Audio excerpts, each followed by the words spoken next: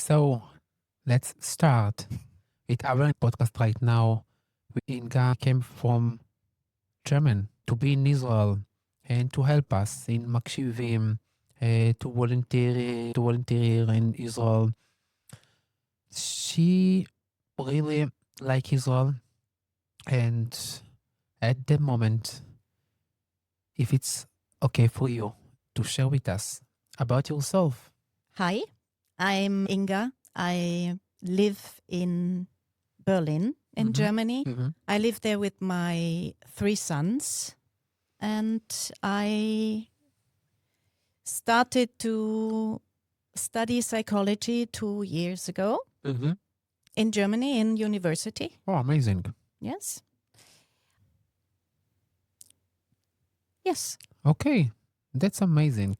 So, and you started to volunteer in Israel, in our international hotline, in Makshivim organization. And you know about our situations here in Israel and about our resilience issues here.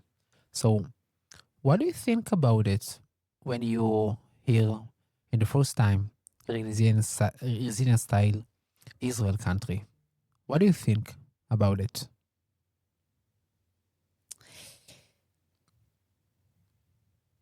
So the first time I realized that there is another resilience in Israel as I know it from Germany. Okay. And I was really interested in that because I wanted to find out what kind of resilience you are living in Israel, despite all the challenges you live in. And I'm still learning about the Israeli resilience.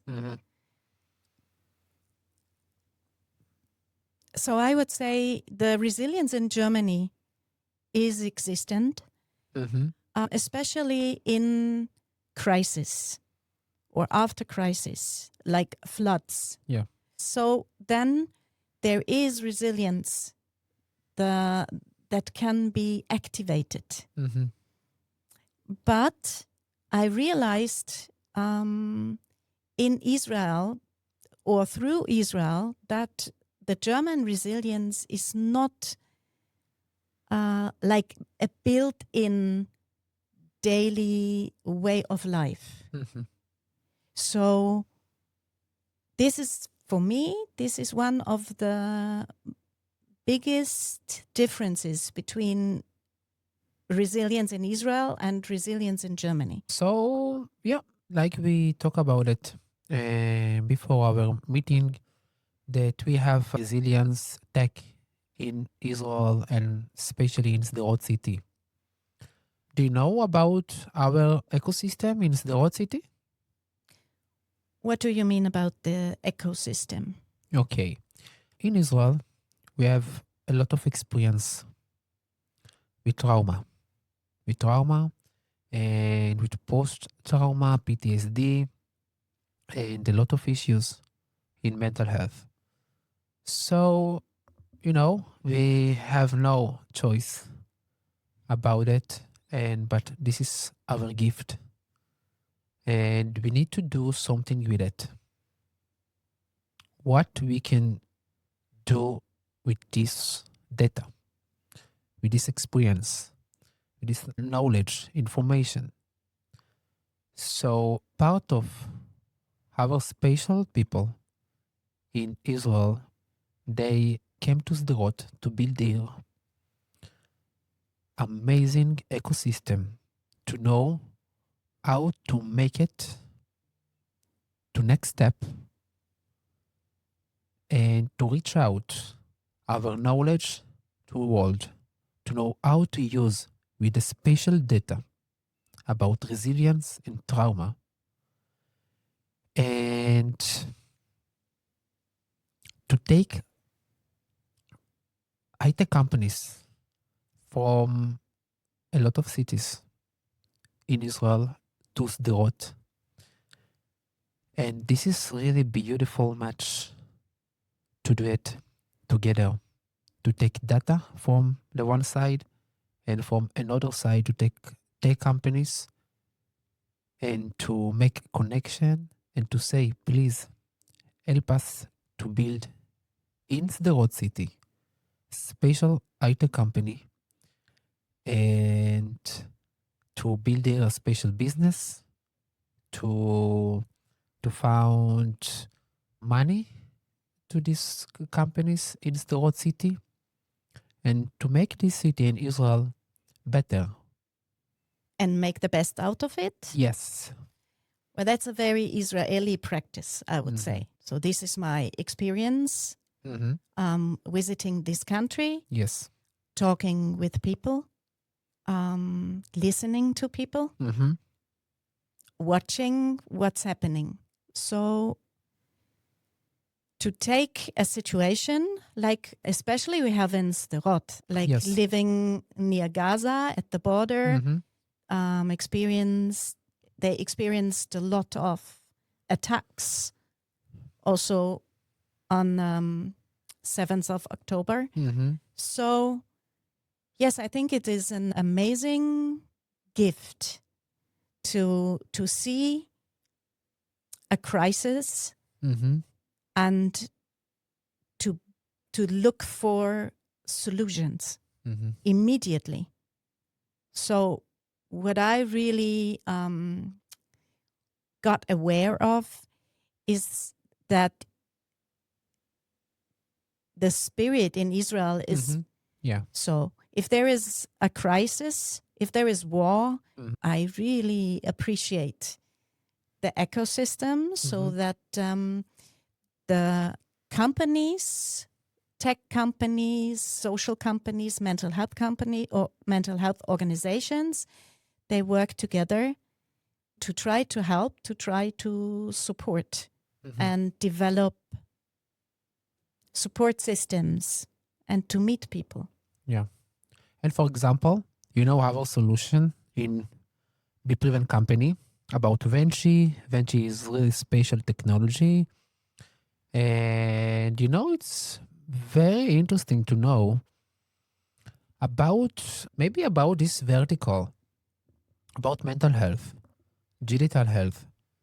When we're talking about it in German or in other countries, what are you thinking that it's very bad for the therapists or organizations when they providing mental health care to people there?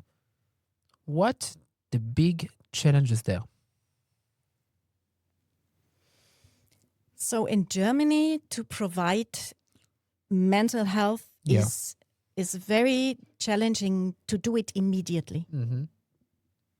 Do you have a waiting list there? We have a lot of waiting list.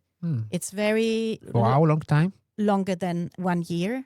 Oh, really? Yes, and for In especially the public service, yeah? in the public service. So I mean like therapists, like that you can do therapists, not first response for mental health, but therapy. Okay. So it takes a long time. You have a long waiting list. It takes a lot of energy to find a therapist. And we have high caseloads. Yeah. Very high. So especially after COVID, they increased. And a lot of psychiatrists, they say they don't know how to handle and how to cope with all the requests from especially young people. Wow. So what they feeling there in young people there? they feeling helplessness and loneliness. Children? Young people, adolescents. So yes, they feel like the lost generation because of COVID, because a lot of things were taken from them. Like Israel also had this experience. We also went through this, that everything was closed and the children and the young people had to stay at home and couldn't meet their friends. And it was a long time in a very sensitive age. Yeah. So a lot of them feel lonely, not seen, forgotten, lost. So we have a lot of depression Mm-hmm. and Anxiety also. I have no numbers for anxiety, but About depression, do you have a number? no, just Feeling yes, just the feeling or what I've read about it, but I don't have the numbers. right now. I don't have the numbers. Yeah. Yes. And what are you thinking about the solution there? Do you have any solutions? What to do with this situation there to improve them? So I think we need to be more flexible in Germany. Mm-hmm. Especially, we need to be more so to react immediately. Mm-hmm. We have a lot of planning and bureaucracy. I don't know Yeah. if this is the right word, but so it's it takes a long time to get help. Mm-hmm. So we also have organizations that help immediately, but not enough. Yeah. And another point would be prevention. It's very important. Yeah. Yeah, so that people have immediate access to Mm-hmm. in a time and situation where there is no disorder, but just a feeling, where they might feel sad, but they don't have depression yet, where they might feel lonely or where they might feel anxious, but they don't have anxiety disorder. So it would be very helpful if we and respond more flexible. And what do you think about the technology in mental health? My question is not maybe about your mind about it or your feeling with it. Maybe it's about general people in German, because I'm really interested to know what the people there have thoughts about technology. When we have technology in our clinic, in our organizations, what they feeling with it. So the general people in Germany, they don't work with technology in mental health. In German? Yes, we had Do you have an example? Yes, we have a famous and well-known clinic in Germany. It's called the Charité. And they said that they, until several years ago, they worked not digital. They worked on the files of the patients, of the clients. Like notebooks? Like, no, yes. Ah, okay. So, and finally they digitalized everything. But this is happening since several years. Onboarding, like intake session. Yes. By digital. So a lot of therapists, they still sit with you and they are writing. And there are no possibilities to have an intake via a technology. The first intake with a therapist is with a technology. It would be make things a lot easier and faster. Wow. I think that still a lot of people have thoughts about data security in Germany. Yeah. It's a big issue. Big issues. Yes. I'm not sure if special in Germany, but it is in Germany. We really care about data security. And I think the people, they need to be supported to trust technology, that the data is secure, because it's about mental health. Yeah, sure. Situation. You know, I have a nice question. What about the culture of them to use with ChatGPT, Cloud, all AI tools for a lifestyle? Oh. They use it? Yes, they use it. Okay. They use it. What are they feeling about it? Insecurity or not? The young people. Young adults? The young people just use it. They like it. Not matter for them. No, I wouldn't say they think a lot about it. Okay. They use it. Adults, Yeah. they try to be careful with it. Mm-hmm. Yeah, not to use names and data. And there is still a mistrust Mm-hmm. to AI.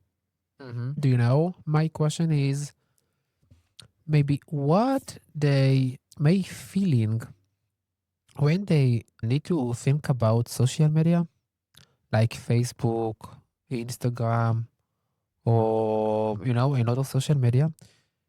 Do they know a lot of information about our life just from our behavioral use case maybe? Because sometimes when you use in your social media, you can give to them company a lot of information about yourself, about your life, about your behaviors. So what the difference? The difference is just to don't use with the formal name, but they know from the onboarding our names and they know a lot of information about us from our questions. So maybe do you have insights about it? What different? Your question is what the difference is between feeling safe with social media but not feeling safe with AI. Yeah, I'm not sure that. yeah. If my thoughts, it's that's right. That they has no different between social media to AI, or do you have different there or not? I think the young people, they don't care that much about it, Mm-hmm. about the security. They use AI to simplify their life, Mm-hmm. and they use social media to connect with others. So Okay. this is their priority, is to have simplified workflow and to connect with friends or Okay. with the social world. So I don't think that this is an issue for them, but adults, Yeah. yes, they Also social media. also, yes, this is more Facebook Mm-hmm. than maybe TikTok or Instagram, but I think they also try in social media to be careful, Mm-hmm. not to post pictures from their children, not to give sensitive information. Mm-hmm. Okay, so if I understand you, you have the issues with the data security. Okay, so what the companies need to do with this issue? It's really big challenge. If the people afraid to use with your technology, you cannot do their business. So I think what helps is as much transparency as possible. Where is the data stored? Who has access to the data? What happens to the data if the treatment is over? Mm-hmm. Who has access? That's very important. Who is reading my thoughts, my feelings, Mm-hmm. what I share? Mm-hmm. You have their eyes or GDPR. Yes, Yeah, like GDPR. yes, we Clients. like to have licenses, Yeah, the security. makes sense. Yes, so this is something that we rely on, Mm-hmm. that if someone checked it and gave his okay and it is certified, then it's easier to trust. Mm-hmm. Interesting. Interesting. In Israel, it's really different. We are really care about our data. But maybe it's we are early adopter in general people. We have, of course, individuals different here between the people. Because the elders, they don't like technology and they may be more afraid from than general people. So what do you think about it? That they need to accept it more and to trust in technology more? Or what the best way for people if they need help? Because we have bad situation. You have a lot of waiting list, and from another side, you have technology. What the best way to do it very fast? Do you have there maybe conversations in managers of organizations and CEOs?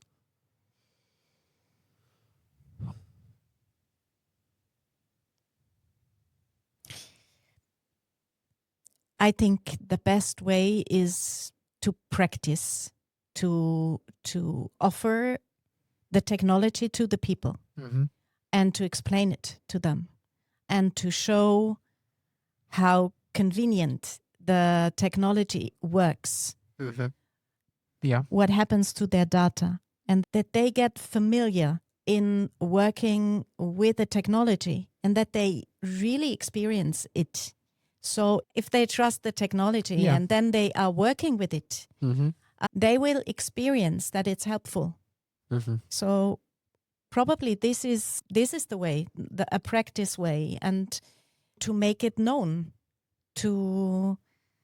So if big clinics, for example, would work more with technology and it Mm-hmm. would be a common way for support, the people would get used to it. Mm. Amazing. So the question is maybe about the trust. The trust, it's like processing, maybe. Yes, You need try, you need touch, yes. step by step. And I think for the technology is also that you can see that it's helpful. Mm-hmm. So if you experience that your trust gives you a good outcome, Mm-hmm. that's very helpful. So Okay. So, like we said in the last moment, you are nice volunteer in Makshivim, and you are a coordinator there in an international hotline. And we know as a lot challenges in loneliness in abroad. A lot of people they're feeling very bad to be alone when people they're feeling very bad. They need to talk with someone about it. They need listening. Can you say more about your volunteer? About why you volunteer?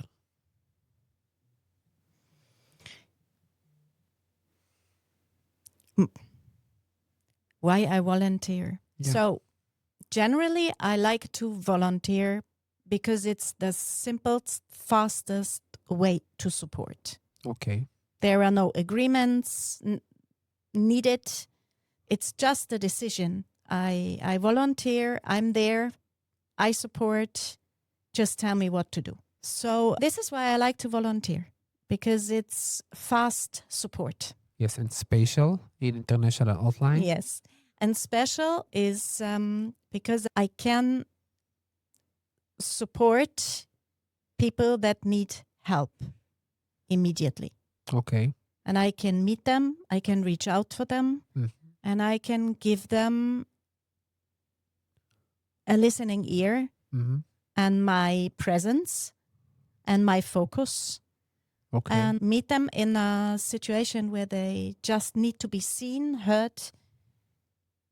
Do you know people that they need help like that? What they told you about them feeling that they need help immediately? Like if they know about our international outline, they need us. They need you there. Do you have experience with no? No, I didn't get your question. My question was if you has a meeting with the people that they need to use with the international outline to call us and to get listening from the volunteer Or do you remember a nice conversation in international hotline? The any person, any people there told you, "Oh, thank you so much for your listening. It was wonderful. I needed." So the experience is that they just need someone that is listening in the moment and that they really appreciate it. And yes, that they are happy, thankful that someone reaches out, that someone took his time and is not afraid of what might be the issue, what might be inside that person, and that they realize that they are not alone, that there are people in this world that take their time to be there for others. And the people from Germany, for example, from German, they need to use with this outline, for example. What do you think? Or it's just in Israel or in other countries? There are a lot of people who need this hotline because it's a very fast support, an immediate support. And I think it's not only in Israel, it's also in Germany. What my thoughts about that is that the people, they usually call hotline when they are in very high distress because they think I can do it alone. I still can do it alone. And then at some point they realize I cannot do it alone anymore. So it would be so helpful if if how we see a hotline would be not like the last chance to get help, but earlier. That Do you have that in Germany? yes, we have. Yes, okay. yes, we Okay. have hotlines. Can you say more about it, how it's working? Usually it's by phone. Just one? I don't know. Yes, I've never worked in a German hotline. Okay. Yes, I came to the hotline in Makshivim and I was really impressed by the work and by the hearts behind the people working at Makshivim. So this is why I started to volunteer. I just wanted to be a part of it, and I wanted to give or to offer the opportunity of this very experienced hotline also outside of Israel. Because so Makshivim, that you have a lot of experience with a lot of callers, and you know how to respond. So I was really interested in this, but it was the first time I was interested in a hotline, in the work on a hotline. So I'm interested, or I'm in first mental health first response. Which is, yes, for sure, no therapy, but just be there with a person in a moment of distress. In Germany, it's also 24/7? The hotlines? Yeah. I think most of them, they are not 24/7, but I cannot really say. And I also think a lot of them are only on phone. Yes, but... And I'm really wondering if it's okay for you to share with us about the community culture in Germany. Because, sometimes people say in Israel it's very, very close people. We have here close people. They like to be part of communities and they feeling together. And, what about Germany people, how it's working there. You have their communities, and because we know in Europe and US, sometimes this is a big challenge. The people there feeling loneliness, alone, and it's very bad situation. So I think we have a similar situation as in the US. So it's an individualistic culture. Yeah. So it's very important to live your own life Mm-hmm. and to do it the way you want to do it. And there is a lack of community as collective, as a we, as a big we are together, and we support each other. So if we have in Germany, if we have crisis, the people support each other. If we have situations like a flood, which is very common, then the people. For example, do you know your neighbors? I know my neighbors. Okay. Yes, but And do your neighbors know them neighbors? They also, yes. Okay. But there are a lot of places where the people don't know their neighbors. Yes. What the reason? Yeah, because of we like to be more by ourselves in our families, and it's not common, it's not comparable to Israel. So the community spirit I experienced in Israel is very different. So because you have in Israel, you have the feeling, or I have the feeling, that everybody wants to support everybody. So if I have an issue, like on the train, I don't feel good, someone will care for me.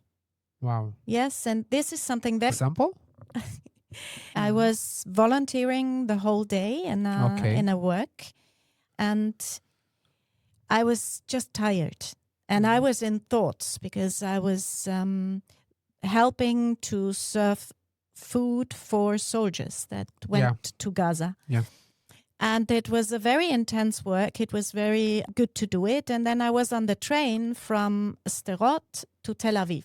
Okay. And I was kind of in thoughts and sad about the situation. And when I stand on the train, and a soldier came in, and in Ashkelon, I think, and he stepped in the train, and he gave a short look at me, and then he waited until everybody was in the train, and when the door closed, he looked at me and he said, "Are you okay? You look upset."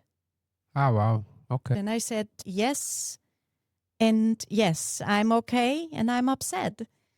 And so he sat down on the stairs in the train. Yeah. And he asked me, "Do you want to talk?" Wow. Okay. And it was very... So excited. Yes, this was a very impressive experience. And it is Israel for me in a nutshell.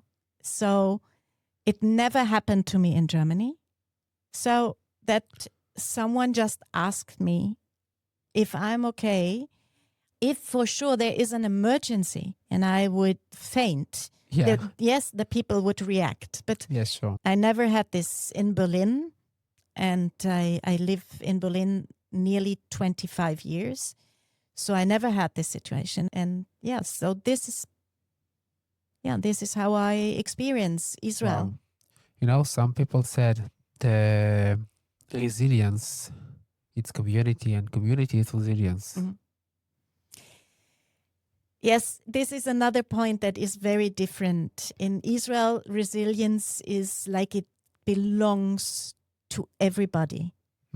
Like it is a part of life. It is a part of how I cope with a problem, and not only a problem like war or like a terror attack, but also a daily problem. And they seem to have a very easy access to the resource resilience, to find a way. So there is a problem, and in Germany we like to think it over and over again Yeah. until we find a solution. And in Israel, it's like built-in resource. It feels for me, so it's probably more complex than I see it, but it feels to me like a built-in button. Like, okay, we have a problem. Okay, what's the solution? What can we do with it? How Yeah. can we go on? How can we Wow. succeed? And that's very impressive. I'm really happy to hear that. And in Sderot City, they are very expert with the community resilience. Because if you need something, if you need things, it does not matter who are you, they will help you. That's really so special. And this is not the first time for you to be in Israel. What's the number? I think 8 times. Wow. 8 times. Yes. Why you came here?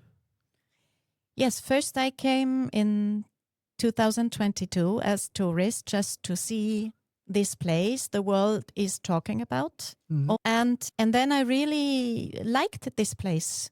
I really felt this is a special place. This is The people? Okay. yes, first before everything, the people. Mhm. Wow. So this is my passion for Israel.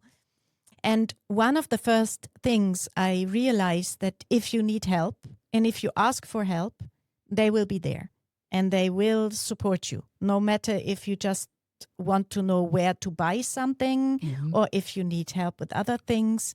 They are very dedicated and open to support.